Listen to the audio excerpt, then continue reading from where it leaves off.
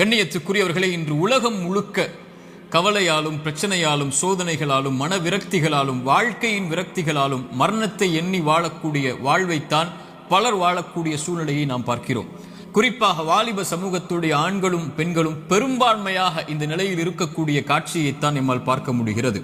அல்லாஹுடைய தூதர் ஸல்லல்லாஹு அலைஹி வஸல்லம் இந்த காலம் மறுமை நெருங்கும் போது வரும் என்று சொன்னார்கள். மனிதர்களுடைய இறுதி காலம் நெருங்கும் போது மன்னரைகளை பார்த்து மனிதர்கள் சொல்லுவார்கள், நீங்கள் இருக்கக்கூடிய இடத்தில் நாங்கள் இருக்க வேண்டுமே என்று. மரணித்தவனை பார்த்து உயிர் உள்ளவன் மரணிக்க வேண்டும் என்று ஆசைப்படுவான் என்று அல்லாஹுடைய தூதர் ஸல்லல்லாஹு அலைஹி வஸல்லம் அவர்கள் சொன்னார்கள். இப்படி மரணத்தை எண்ணி கவலையாலும் பிரச்சனைகளாலும் சோதனைகளாலும் நெருக்கடிகளாலும் வாழக்கூடிய வாழ்வை இறுதி சமூகம் சந்திக்கும் என்று அல்லாஹுடைய தூதர் ஸல்லல்லாஹு அலைஹி வஸல்லம் அவர்கள் சொன்னார்கள். இன்று இதற்காக மருத்துவமனைகள் உருவாகிவிட்டது, இதற்காக மருத்துவர்கள் உருவாகிவிட்டார்கள். இதுவே மிகப்பெரிய ஒரு அம்சமாக சமூகத்தில் மாறிக்கொண்டிருக்கிறது. இப்படி சோதனையான காலத்தில் நீங்கள் சோதனைகளை சந்தித்துக் கொண்டிருந்தால், நோயால், செல்வ இழப்பால், கண்ணிய இழப்பால் அல்லது வாழ்க்கையின் நெருக்கடிகளால், உறவுகளுடைய பிரிவால், இது போன்ற எந்த சோதனையில் நீங்கள் சிக்குண்டிருந்தாலும் இந்த செய்தியை செவிதாழ்த்தி கேளுங்கள். இந்த சோதனைகளில் நீங்கள் தனியாக இல்லை, உங்களுடைய இறைவன் உங்களோடு தான் இருக்கிறான். மீண்டும் சொல்கிறேன், இந்த சோதனைகள் எதுவாயினும் கவலை கொள்ளாதீர்கள், நீங்கள் தனியாக இல்லை, இறைவன் உங்களோடு தான் இருக்கிறான். அந்த செய்தி தான் நான் இப்போது உங்களுக்கு சொல்லக்கூடிய செய்தி. குர்ஆன் சொல்லுகிறது, வனப்லூக்கும் பிஷ்ஷர்ரி வல் கைரி ஃபித்னா. அல்லாஹ் நலவிலும் தீயதிலும் சோதனைகளை கொடுப்பான்.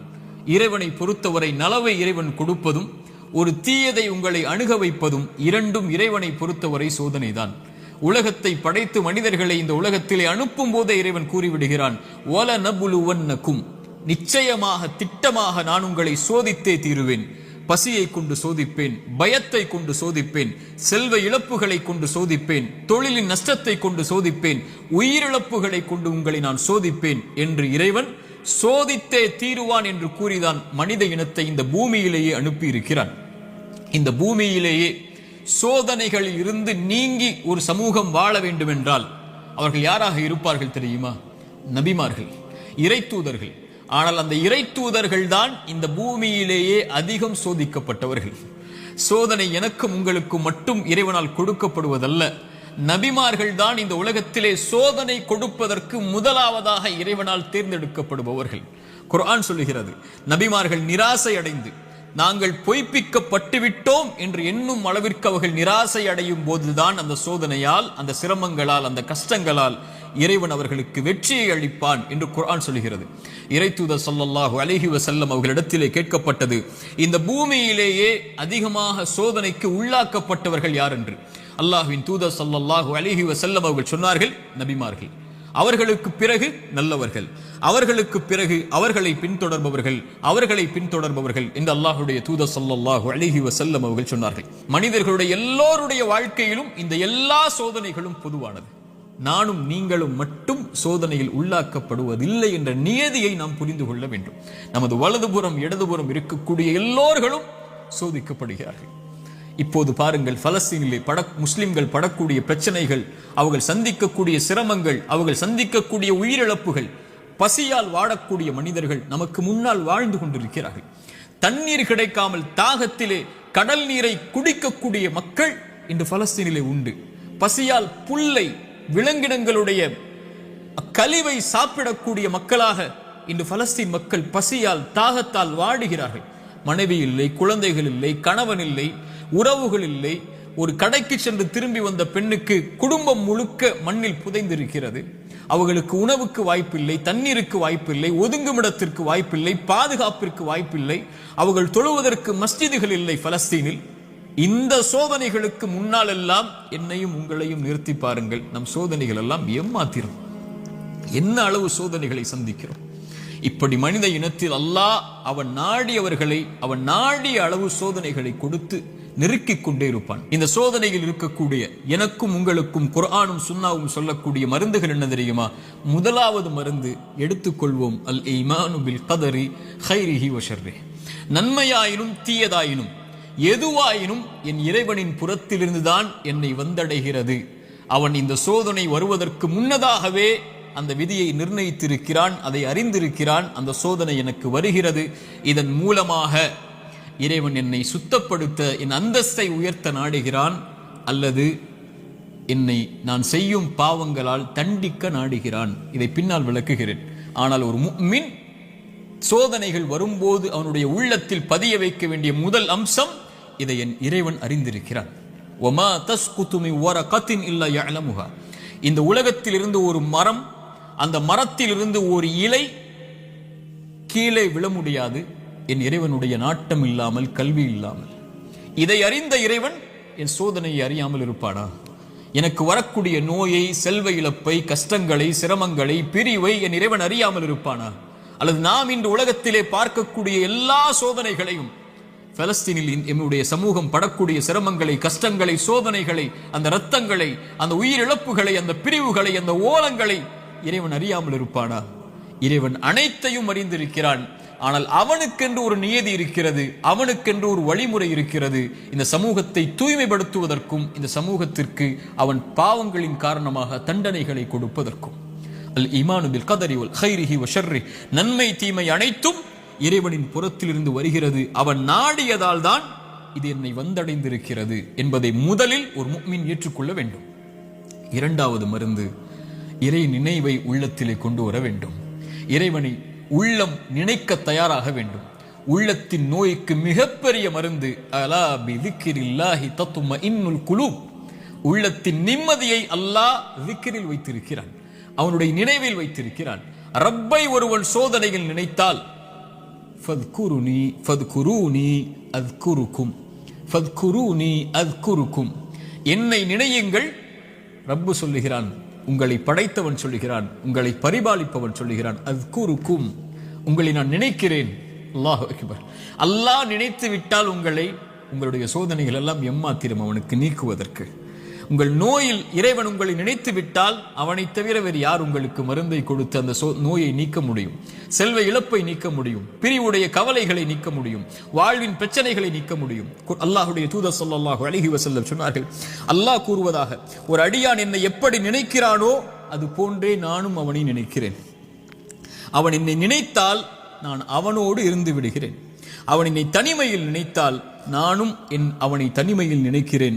அவன் ஒரு கூட்டத்தில் என்னை நினைவு கூர்ந்தால் அவன் நினைவு கூறக்கூடிய கூட்டத்தை விட சிறந்த கூட்டத்தில் நான் அவனை நினைவு கூறுகிறேன் என்று அல்லாஹ்வுடைய தூதர் ஸல்லல்லாஹு அலைஹி வஸல்லம் அல்லாஹ் கூறுவதாக சொன்னார்கள். அவன் தனிமையில் அவன் நினைத்தால் என்னை, நான் அவனை தனிமையில் நினைக்கிறேன். என்னை நினைத்தால் நான் அவனோடு தான் இருக்கிறேன் என்று அல்லாஹ் கூறுகிறான். அல்லாஹ் உங்களோடு இருந்தால் ஏன் கவலை? அல்லாஹ் உங்களோடு இருந்தால் ஏன் பிரச்சனைகள்? அல்லாஹ் உங்களோடு இருந்தால் ஏன் சிரமங்கள்? அல்லாஹ்வை நேசிக்கக்கூடிய அடியார்களுக்கு லா ஹவுஃபுன் அலைஹிம் வலா ஹும் யஹ்ஸனூன், அவர்கள் கவலை கொள்ள மாட்டார்கள், அவர்கள் பயம் கொள்ள மாட்டார்கள். அவர்களுடைய உள்ளம் அல்லாஹ்வின் நினைவால் நிரம்பி இருக்கும் போது இறைவன் கொடுத்த கவலை, இறைவன் கொடுத்த சோதனை, அவன் எனக்கு ஒன்றை நாடுகிறான், இதில் நான் நலவை முயற்சி செய்து முன்னேறுகிறேன், என்ன சோதனையாயினும் அவன் எனக்கு நீக்குவான் என்ற நம்பிக்கையில் ஒரு முஃமின் முன்னேறுவான். ஒரு பாவி இறைவனை குறை கூறி பின்னால் வந்து விடுவான், இறைவனை மறந்து பின்னால் சென்று விடுவான், இறைவனை ஏசி அல்லது சபித்து நீ எல்லாம் இறைவனா என்று சோதனையில் அவனை தூற்றிவிட்டு பின்னால் வந்து விடுவான். ஒரு முஃமின் அவனை அதிகம் அதிகம் நினைவு கூறுவதற்கு தயாராகுவான். மூன்றாவது துஆ, அவனை அழைக்க வேண்டும், நினைத்த இறைவனை அழைக்க வேண்டும். அழைப்பதுதான் சோதனைகளை நீக்கும். கரம் ஏந்தி உங்களுடைய சோதனைகளை முறையிட்டு நீங்கள் அல்லாஹ்வை அழைக்காமல் சோதனை நீங்கும் என்று நினைப்பது பகலில் கனவு காண்பது தான், நடக்கவே நடக்காது. இறைவனை அழைத்தால் தான் சோதனைகள் நீங்கும். நபிமார்கள் அழைத்தார்கள், நபி யூனுஸ் அழைத்தார்கள் அல்லாஹ்வை, லா இலாஹ இல்லா அன்த சுப்ஹானக் இன்னி குன்து மினல் ஸாலிமீன். உறவுகளை விட்டு நீங்கி, உலகத்தை விட்டு நீங்கி செய்த ஒரு சிறிய தவறால் மீன் வயிற்றில் அகப்பட்டு இருளில் கிடக்கக்கூடிய ஒரு நபி, அவர்களுக்கு தெரியும் இந்த இருளில் இருந்து யாரும் என்னை நீக்க முடியாது, என்னை விளக்கி கொண்டு வர முடியாது, மீன் வயிற்றுடைய இருள் சூழ்ந்திருக்கிறது. உங்களுடைய வாழ்க்கையும் இருளால் சூழப்பட்டிருந்தால் அல்லாஹ்வுடைய தூதர் சொன்னார்கள், யூனுஸ் அழைத்த அந்த பிரார்த்தனையை நீங்களும் அழையுங்கள், அல்லாஹ் உங்களையும் அந்த பிரச்சனையில் இருந்து நீக்குவான். லா இலாஹ இல்லா அன்த சுப்ஹானக், வணக்கத்துக்குரிய இறைவனை, உன்னை தவிர வணங்கத் தகுதியானவன் யாரும் இல்லை, நீ பரிசுத்தமானவன். இன்னி குன்து மினல் ஸாலிமீன், நான் அநீதம் செய்பவன் யா அல்லாஹ், அநீதத்திற்கு உள்ளானவன் யா அல்லாஹ், எனக்கு இந்த சோதனைகளை நீக்கு யா அல்லாஹ் என்று அவன் கேட்பான். அல்லாஹ் அந்த சோதனையை நீக்குவான். நான் செய்த பாவத்தால் எனக்கு இந்த சோதனை என்றால் இதோ விடுகிறேன் யா அல்லாஹ், நீக்கு யா அல்லாஹ். நபி யூனுஸ் அழைத்தார், அல்லாஹ் நீக்கிறான். நபி மூசா அழைத்தார், அல்லாஹ் நீக்கிறான். நபி இப்ராஹிம் அழைத்தார்கள், அல்லாஹ் நீக்கினான். நபி தாவூத் அழைத்தார்கள், அல்லாஹ் நீக்கினான். நபி நூஹ் அழைத்தார்கள், அல்லாஹ் நீக்கினான். நபி ஜக்கரியா அழைத்தார்கள், அல்லாஹ் நீக்கினான். நபி அய்யூப் அழைத்தார்கள், அல்லாஹ் நீக்கினான். முஹம்மது ரசூலுல்லாஹ் ஸல்லல்லாஹு அலைஹி வஸல்லம் அழைத்தார்கள், அல்லாஹ் நீக்கினான். நாம் அழைத்தோமா அல்லாஹ்வை? நாம் கேட்டோமா அல்லாஹ்விடத்தில்? நாம் முறையிட்டோமா, யா அல்லாஹ் இந்த சோதனையால் சிரமப்படுகிறேன், அவதிப்படுகிறேன், கஷ்டப்படுகிறேன், இன்னல் படுகிறேன், கண்ணீர் வடிக்கிறேன், எனக்கு இந்த சோதனையை நீக்கு யா அல்லாஹ். என் பாவத்தின் மூலமாக வந்திருந்தால் இதோ இந்த பாவங்களை விட்டு விலகி வருகிறேன் யா அல்லாஹ், என் கவலையை நீக்கு என்று கேட்டிருக்கிறோமா? அல்லாஹ்வுடைய தூதர் ஸல்லல்லாஹு அலைஹி வஸல்லம் ஒரு நபித்தோழரை பார்க்கிறார்கள். பள்ளியில் தொழுகை அல்லாத நேரத்தில் அவரை பார்த்து கேட்டார்கள், ஏன் தோழரே பள்ளிக்கு வந்திருக்கிறாய் இந்த நேரத்தில்? அவர் சொன்னார், யா ரசூலல்லாஹ், கடன், யா ரசூலல்லாஹ், கவலைகள், உள்ளம் நிரம்பி இருக்கிறது அல்லாஹ்வின் தூதரே. அல்லாஹ்வுடைய தூதர் ஸல்லல்லாஹு அலைஹி வஸல்லம் சொன்னார்கள், நான் உனக்கு ஒரு துஆவை சொல்லித் தருகிறேன், அதை நீ ஓதினால் அல்லாஹ் ரப்புல் ஆலமீன் உனக்கு இந்த சோதனைகளில் இருந்து வெளியேறக்கூடிய வாய்ப்பை அல்லாஹ் ரப்புல் ஆலமீன் உனக்கு தருவான். என்ன அல்லாஹ்வின் தூதரே அந்த பிரார்த்தனை? அல்லாஹும்ம இன்னி அஊது பிக மினல் ஹம்மி வல் ஹஸன், அல்லாஹும்ம இன்னி அஊது பிக மினல் ஹம்மி வல் ஹஸன். யா அல்லாஹ், என்னுடைய துக்கம், என்னுடைய எதிர்காலம் என்ன ஆகப் போகிறது? நான் எதை நோக்கி செல்லப் போகிறேன்? என்னுடைய வருமானம் என்ன ஆகப் போகிறது? இவ்வளவு கஷ்ட இழப்புகளை சந்தித்து விட்டேனே, இனிமேல் என்ன ஆகப் போகிறது என்ற கவலையில் இருந்தால் யா அல்லாஹ் அந்த துக்கத்தை நீக்கு யா அல்லாஹ். எதிர்கால கவலைகளை பற்றிய கவலையை உள்ளத்தில் இருந்து நீக்கு யா அல்லாஹ். வல் ஹஸன், என்னுடைய முன்னால் நான் செய்த பாவங்கள், முன்னால் என் வாழ்க்கையில் நடந்த நிலைகள், நான் சந்தித்த இழப்புகள், அதனால் என் உள்ளம் துவண்டிருக்கிறது. எதிர்காலத்தை பற்றியும் கடந்த காலத்தில் நான் செய்ததை பற்றியும் என்னுடைய உள்ளம் கவலை கொண்டு நடக்க முடியாமல், நகர முடியாமல் இருக்கிறேன் யா அல்லாஹ், அதை நீக்கு யா அல்லாஹ். எதிர்காலத்தை பற்றிய கவலையை நீக்கு, கடந்த காலத்தை பற்றிய நினைவுகளை நீக்கு, இனிமேல் வாழக்கூடிய வாழ்க்கையை சரிபடுத்து என்று இறைவனை அழைப்பான். அல்லாஹும்ம இன்னி அஊது பிக மினல் ஹம்மி வல் ஹஸன் வ அஊது பிக மினல் அஜ்ஸி வல் கஸல். யா அல்லாஹ், இயலாமை, என்னால் இனிமேல் என்ன செய்ய முடியும், என்ன இருக்கிறது என்னிடத்தில், எதை கொண்டு சொல்லுவேன் என்ற பயம், இயலாமை என்னிடத்தில் இருக்கிறது. யா அல்லாஹ், கசல், சோம்பேறித்தனத்தால் சோம்பலில் இருக்கிறேன், என்னால் முடியும் யா அல்லாஹ், ஆனால் எழ முடியவில்லை, என்னால் இந்த சோதனைகளை கடக்க முடியவில்லை, என்னிடத்திலே தைரியம் இல்லை யா அல்லாஹ், தைரியத்தை கொடு, அதை செய்து முடிக்கக்கூடிய உறுதியை கொடு. வஅஊது பிக மினல் அஜ்ஸி வல் கஸல் வஅஊது பிக மினல் ஜுப்னி வல் புகுல். யா அல்லாஹ், கஞ்சத்தனத்தை விட்டும், யா அல்லாஹ் கோழைத்தனத்தை விட்டும், யா அல்லாஹ் கடன் என்னை மிகைப்பதை விட்டும், மனிதர்கள் என்னை ஆக்கிரமிப்பதை விட்டும் என்னை பாதுகாத்து விடு யா அல்லாஹ். இந்த அல்லாஹ்வுடைய தூதர் ஸல்லல்லாஹு அலைஹி வஸல்லம் அந்த துஆவை அந்த தோழருக்கு கற்றுக் கொடுத்தார்கள். இதை ஓதக்கூடிய வழக்கம் உள்ளவர்களாக மாற வேண்டும். இப்படி அல்லாஹ்வை அழைக்கக்கூடிய முறையிலெல்லாம் இதா சஅலக இபாதி அன்னி ஃபஇன்னி கரீபுன் உஜீபு தஅவத தாஇ இதா தஆன். அழைப்பவர்கள் அழைத்தால் அந்த அழைப்பிற்கு இவன் பதில் கொடுக்காமல் இருப்பதில்லை. அல்லாஹ்வின் தூதர் சொன்னார்கள், ஒரு மனிதன், ஒரு முஃமின் அல்லாஹ்விடத்திலே கரம் ஏந்தி அவனுடைய கரம் அல்லாஹ் கொடுக்காமல் கீழே விழுந்தால் அவன் கேட்பதை இறைவன் வெட்கப்படுகிறான் என்று அல்லாஹ்வுடைய தூதர் ஸல்லல்லாஹு அலைஹி வஸல்லம் சொன்னார்கள். அல்லாஹ்வை அழையுங்கள். கடைசியாக இந்த நேரத்தில் சுருக்கமாக சொல்கிறேன், மீண்டும் சொல்கிறேன், நோயால் சிரமப்படுகிறீர்களா, இழப்புகளால் சிரமப்படுகிறீர்களா, பிரிவால் சிரமப்படுகிறீர்களா, கடினமான காலத்தை வாழ்க்கையில் கடக்கிறீர்களா, ஒருபோதும் அல்லாஹ் உங்களை கைவிட மாட்டான். உங்களை விட இறைவன் உங்கள் மீது நேசம் கொண்டிருக்கிறான். கவலை கொள்ளாதீர்கள். நீங்கள் தனியாக ஒருபோதும் இல்லை. உலகமெல்லாம் உங்களுக்கு எதிராக இருந்தாலும் நீங்கள் தனியாக இல்லை. அவன் உங்களோடு இருக்கிறான். அவன் உங்களோடு இருந்தால், இந்த உலகத்தில் யார் உங்களோடு இல்லை என்றாலும், இந்த உலகமே உங்களை வெறுத்திருந்தாலும், உலகமே உங்களை புறக்கணித்தாலும் கவலை கொள்ளாதீர்கள். அது போதும் நமக்கு. இறைவன் உங்களோடு இருந்தால் அது போதும். உலகமெல்லாம் உங்களோடு இருந்து இறைவன் உங்களோடு இல்லை என்றால் அதைவிட நஷ்டம் இல்லை. உலகத்தில் எவரும் இல்லாமல் இறைவன் உங்களோடு இருந்தால் அதைவிட இன்பம் இல்லை. நபிமார்கள் உலகம் புறக்கணித்தது நபி நூஹை, ஆனால் நூஹோடு அல்லாஹ் இருந்தான். நபி தாவூதை உலகம் புறக்கணித்தது, அல்லாஹ் அவர்களோடு இருந்தான். நபி யூனுஸை உலகம் புறக்கணித்தது, அவர்கள் செய்த பாவத்திற்காக மன்னிப்பை கேட்டார்கள், அல்லாஹ் அதிலிருந்து அவர்களை பாதுகாத்தான். இப்ராஹீமை உலகம் புறக்கணித்தது, அல்லாஹ் அவர்களோடு இருந்தான். மூசாவை உலகம் புறக்கணித்தது, அல்லாஹ் அவர்களோடு இருந்தான். நபி அல்லாஹ்வின் தூதரையும் உலகம் புறக்கணித்தது, பெரும்பான்மை புறக்கணித்தது, அல்லாஹ் அவர்களோடு இருந்தான். லா தஹ்சன் இன்னல்லாஹ மஅனா. அல்லாஹ்வின் தூதர் அதனால்தான் சொன்னார்கள், கவலை கொள்ளாதீர், அல்லாஹ் நம்மோடு இருக்கிறான். அல்லாஹ்வின் தூதர் ஸல்லல்லாஹு அலைஹி வஸல்லம் ஒரு தாயை குறித்து சொன்னார்கள். போர்க்களத்தில் காணாமல் போய் கிடைத்த ஒரு குழந்தையை ஒரு தாய் தேடி வரும்போது அல்லாஹ்வுடைய தூதர் அதை எடுத்து கொடுக்கும் போது அந்த தாய் அந்த குழந்தையை வாங்கி கட்டி அணைத்து அதற்கு உணவை கொடுக்கும் போது அல்லாஹ்வின் தூதர் நபித்தோழர்களை பார்த்து கேட்டார்கள், இந்த தாய் இந்த குழந்தையை நெருப்பில் வீசுவாளா? அந்த குழந்தை படக்கூடிய சிரமத்தை கஷ்டமாக உணர்ந்த அந்த தாய், தன் உயிர் போய் கிடைத்த வந்த மகிழ்ச்சியில் இந்த வாழக்கூடிய இந்த தாய் இந்த குழந்தையை நெருப்பில் வீசுவாளா? தன்னோடு வந்துவிட்ட அந்த குழந்தையை எப்படி நெருப்பில் வீசுவாள்?